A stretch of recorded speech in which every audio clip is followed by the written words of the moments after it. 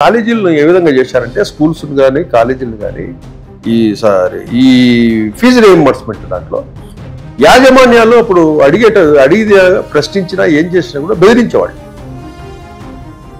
ఒకవేళ గట్టిగా మాట్లాడితే కనుక విద్యా సంస్థల మీద దాడులు చేయించేవాళ్ళు విద్యాశాఖ అధికారుల చేత. అట్లా కొంతమంది తిరగబడి ఏం చేశారంటే ప్రభుత్వం మీద మేము నడపలేకున్నాము, ఇట్లయితే మా వల్ల కాదని చెప్పి కోర్టుకు వెళ్ళే ఉన్నారు. వైఎస్ఆర్సీపీ అంత ఇబ్బంది పెట్టారు కాలేజీ వాళ్ళు. అసలు కాలేజీలలో అప్పట్లో ఇంజనీరింగ్ కాలేజీలు ఇవన్నీ కొంతమంది రెడ్డి సామాజిక వర్గానికి సంబంధించిన వాళ్ళవి కూడా ఉన్నాయి.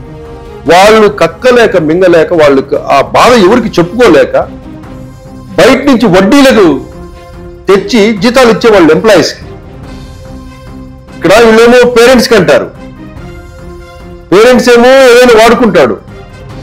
ఇప్పుడు ఈ గవర్నమెంట్ వచ్చిన తర్వాత డైరెక్ట్ మేనేజ్మెంట్కి ఇస్తున్నారు, పేరెంట్స్కి ఇవ్వడం లేదు. ఎందుకంటే మనకు పాఠం చెప్పేది ఎవరు? కాలేజీ వాళ్ళు. గవర్నమెంట్ ఎవరికి చెల్లించాలి? కాలేజీకి చెల్లించాలి.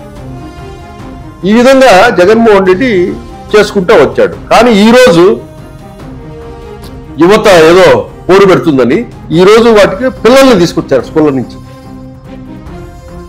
స్కూల్స్ నుంచి పిల్లల్ని తీసుకొచ్చి జిల్లాల వారీగా ఫ్లెక్సీ షీట్ పట్టుకునేసి ఆ ఫోటోలు అవన్నీ తీసేసి పబ్లిక్ లో వేస్తున్నారు.